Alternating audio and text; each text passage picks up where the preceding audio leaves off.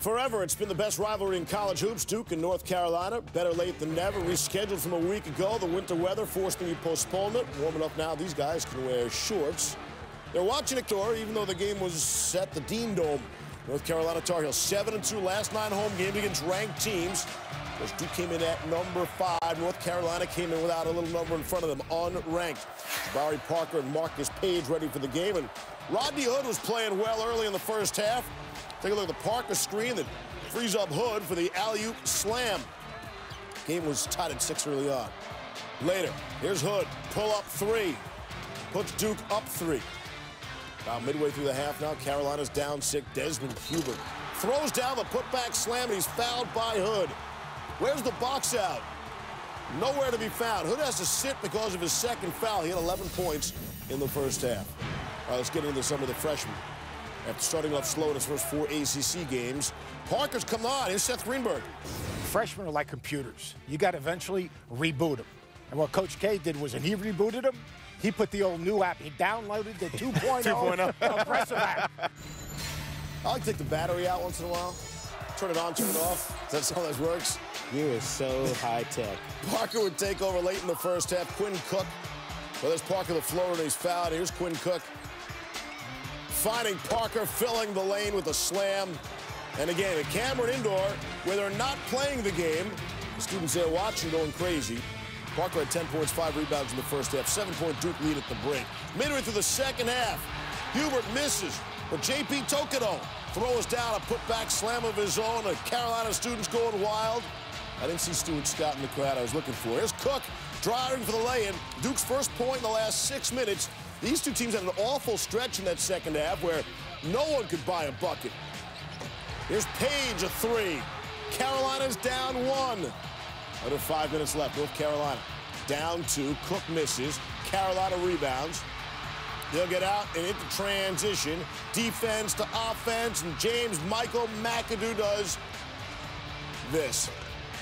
And we were tied at 60s. Under 4 minutes left. This was a dandy tonight on ESPN just prior to SportsCenter. Leslie McDonald hits the jumper. Carolina by 2. Just over 2 minutes left now.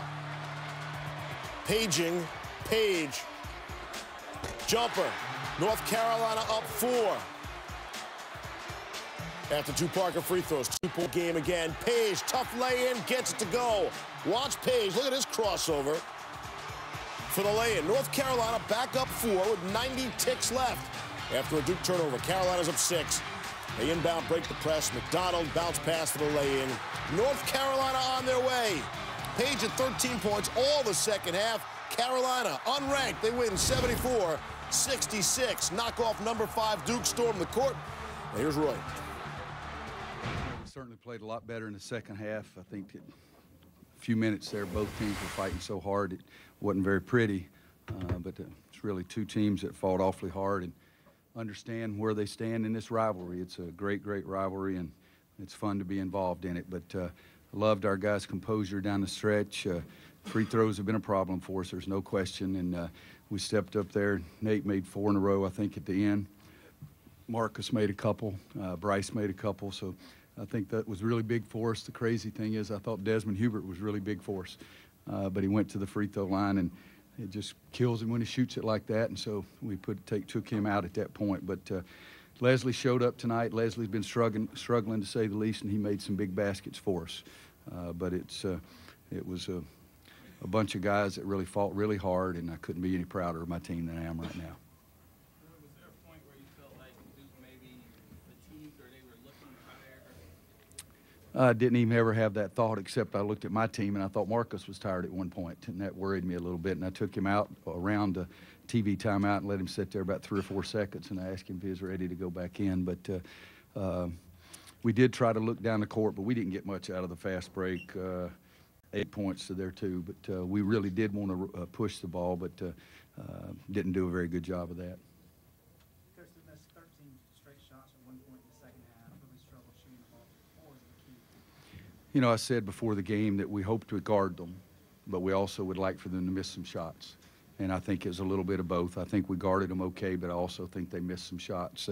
The only one I thought they'd missed one time, it hit and crawled up over the rim and came back in for 3, but they missed some shots that they normally make. But we changed defenses a little bit, and that hopefully helped us. You know, we're going to try to do it a little bit more, and they were really hurting us putting the ball on the floor and driving it to the basket. So we went zone and went trap, and that helped us some, but it was a bunch of kids playing their rear ends off is what it was. Losing locker room is usually much more interesting. The coach as well. From Roy to Coach K, live on SportsCenter. We didn't have the life that you needed to have, and so again, they deserve to win. I mean, the way they played in the second half was outstanding, and you know, I'm disappointed that we couldn't play better in the second half. Any questions that you know? Were you worried that that might happen in a close game over the last 10 minutes because of the schedule? Did you think about it? You know, I wasn't thinking of that. You know, our team has played so well, and you know, again, we are in like a crazy time, but you know, the emotion of this game and the respect that you have for your opponent and being in this game, you know, should carry you through something like that. But you know, I thought we played young, and we didn't have the life and couldn't get that. And but there was something missing. I mean, I thought Carolina wasn't, but you know, we just couldn't. I'm not saying we would have won, but it would have been a lot more interesting there. Similarities to the second half against Maryland this past Saturday with offense? No, there's no similarity. I mean, we played with great emotion against Maryland. Otherwise, we would have lost. No, I don't. This was a game a half onto its own. You know, I don't liken it to any others. Was there something missing more on defense? No, just, well, you need that on both ends of the court. You know, so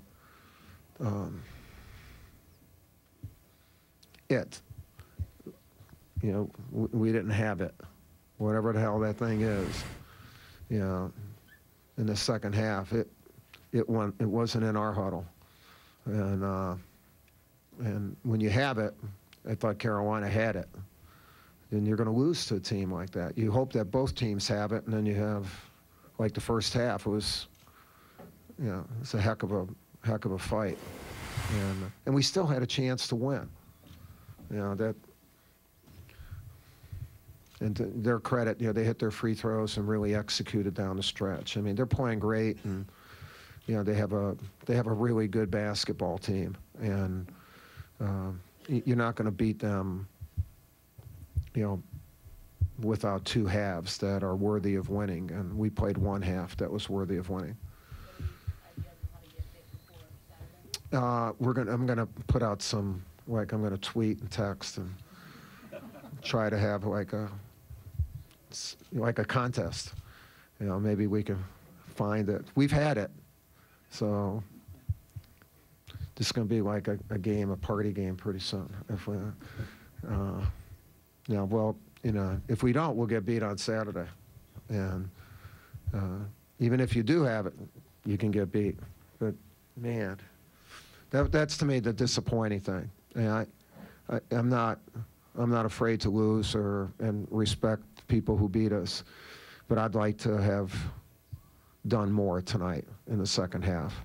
And I'm walking out of here frustrated, not with the loss, but with the fact that we didn't ante up the way we should. You mentioned the layups. Coach K putting things in proper perspective. He mentioned Saturday. That's when top-ranked Syracuse comes calling. Well, the Orange off that loss to Boston College. You'll see that 9 Eastern on ESPN. All right, some additional perspective on the North Carolina win tonight. UNC is the first team to beat each of the preseason top 4 teams since the AP first released a preseason poll prior to the 61-62 season.